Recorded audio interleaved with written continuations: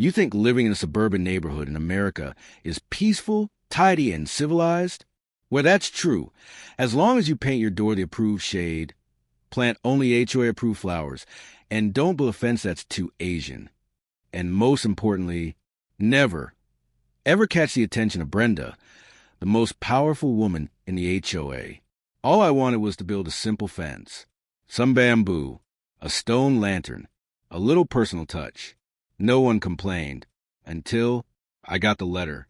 Your fence does not align with the community's architectural integrity. Please remove within 7 days.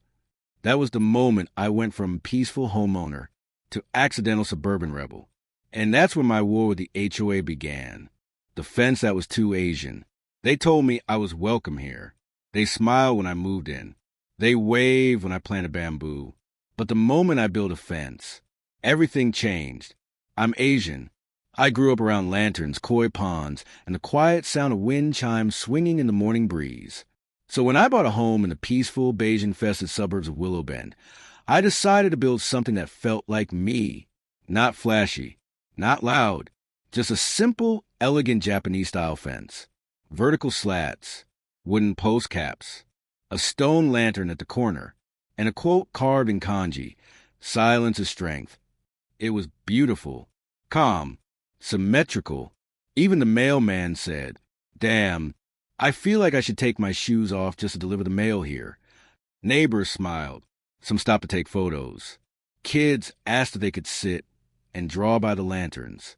And just when I thought I had found my corner of peace, open mailbox with raised flag, the letter arrived. Dear homeowner, your recently constructed fencing structure does not comply with the Uniform Community Aesthetic outlined in the 2013 Willow Bend HOA guidelines. The design introduces cultural elements that may not reflect the traditional visual integrity of the neighborhood. I read it twice, then a third time. Did they just say, your fence is too Asian? This wasn't just about wood and nails. This was about identity. This was about fighting HOA tyranny with the sharpest weapon I had. A paintbrush, a bonsai tree, and 4,000 years of design heritage. The HOA strikes back. 3 days after I got the letter, she appeared. Not the mailman, not a curious neighbor, not someone delivering cookies. No, it was Brenda. Brenda, the HOA enforcer of legend. Hair pulled back tighter than HOA regulations. Oversized black sunglasses like a suburban FBI agent. Clipboard in hand, the sacred scroll of suburban doom. That morning, I was watering my bamboo when I heard a click. I turned around. Brenda was standing on the sidewalk, taking pictures of my fence. No greeting, no wave, just click, then scribble. I waved, all smiles. Good morning. She didn't respond. She just took another photo and walked off, writing furiously like she was documenting war crimes. That afternoon, I got letter number 2. Short, cold, clinical.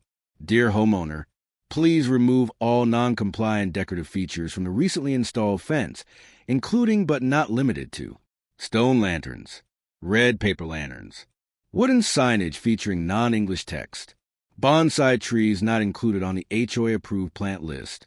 And the kicker? We encourage homeowners to adopt clean, white, traditionally American-style fencing. I laughed. Traditionally American? Like burgers, anime, and yoga? Anger symbol, that's when I knew. This wasn't about fencing. This wasn't about guidelines. This was about culture, wrapped in polite wording, printed on slightly overpriced office paper, delivered by fear. And me? I wasn't backing down. I was doubling down. Firecracker operation. Make it even more Asian. I added wind chimes.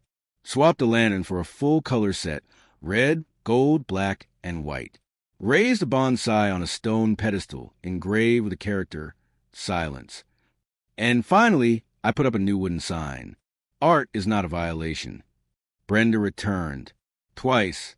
Both times, she took more photos. Both times, my security cam flashed red, like it sensed drama brewing. I imagined the HOA board gathered that evening, huddled like it was a Pentagon. Me, I was just brewing matcha on the porch, waiting. The HOA Town Hall Showdown. It was a Thursday night. The kind of night when battles are fought not with swords or fists, but with microphones, muffins, and Robert's Rules of Order. Classical building, the community center. The Willow Bend Community Center smelled like folding chairs, weak coffee, and unresolved suburban tension. At the front sat the HOA board, 5 people who took volunteering way too seriously.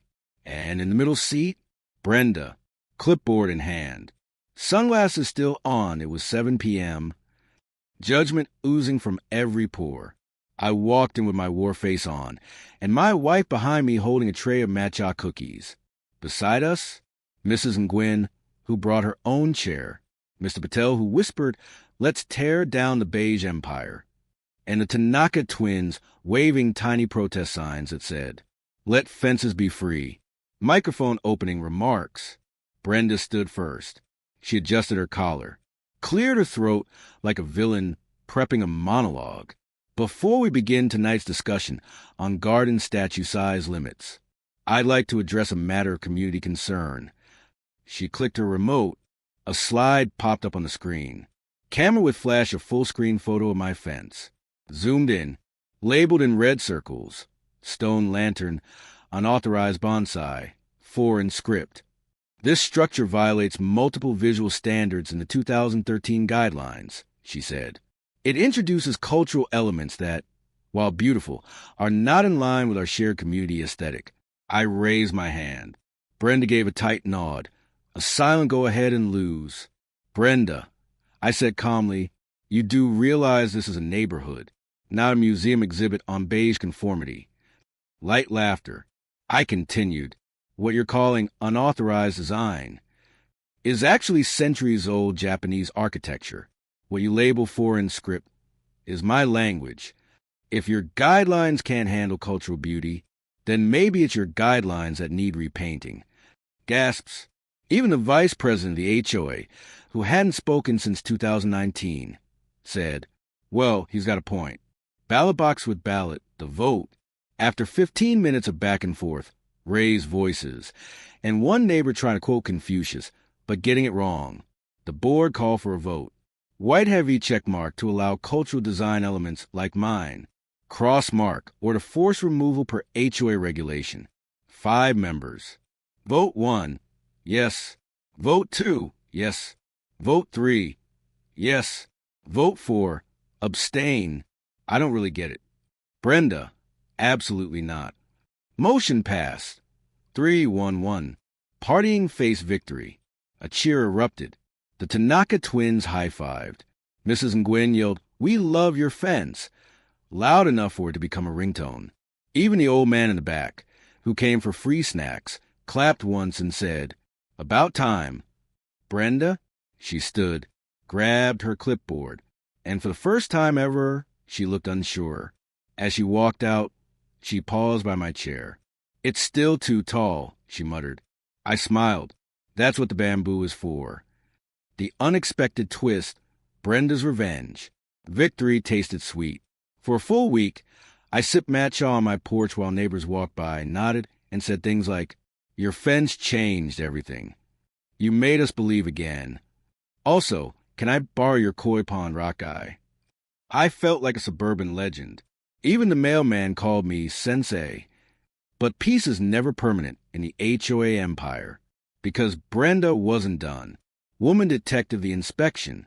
Exactly 7 days post-vote, I heard footsteps. Not regular footsteps. The kind that clip-clop like judgment in heels. Brenda. She walked past my house holding her signature clipboard. But this time, she wasn't alone. With her was a man in a khaki vest, measuring tape around his neck, an expression like he'd seen too many unapproved tulips. They walked the perimeter of my yard, took notes, measured things. My bonsai, my mailbox, even my koi pond rock. Then, 2 days later, open mailbox with raised flag, I received a new letter in a larger envelope than usual. Inside was a 13-page document titled Multi-Zone Noncompliance Assessment, Lot Number 42. Apparently, my fence was now legal, but my mailbox was 3 inches too tall. My koi pond was a potential safety hazard. My bamboo was aggressively vertical, and the stone lantern could be perceived as a religious structure. I laughed, not because it was funny, but because I realized this wasn't about rules anymore. This was personal.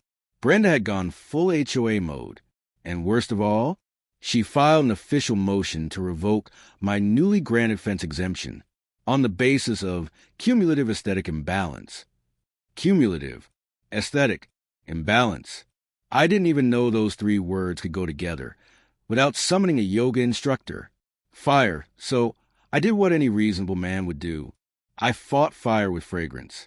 I invited the entire neighborhood to a Zen garden open house. Free matcha, live koto music, DIY bonsai demo, little kids writing their names in kanji on smooth stones. Even Brenda showed up. Why? Because her niece is obsessed with Japan. And while the HOA board tried to act neutral, I caught them sipping tea by the bamboo with their shoes off. Brain the twist. A few days later, a quiet envelope arrived. Inside, a letter from Brenda.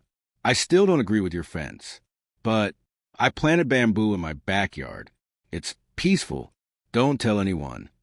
No signature. Just a pressed ginkgo leaf. I smiled, not because I won, but because she finally saw what I saw. Sometimes all it takes to change someone is a little peace and a perfectly balanced bonsai. The final chapter, peace, at last. It's been 3 months. No fines. No letters. No Brenda. At least not with a clipboard. The koi are happy. The bamboo's thriving. And my fence? Still standing. I never meant to start a rebellion. I just wanted a peaceful home. A fence that looked like me. Felt like me. But somehow, that fence became a flag. House with garden, the neighborhood changed. More fences popped up, some with Mexican tiles, some with Moroccan lamps. One guy even built a tiny Greek temple. HOA approved. People started talking again, not just about lawns and sprinklers, but about culture, identity, expression. HOA meetings got less strict, more open, and someone actually brought boba tea once. Love letter and Brenda? She still lives down the block, still squints at anything colorful.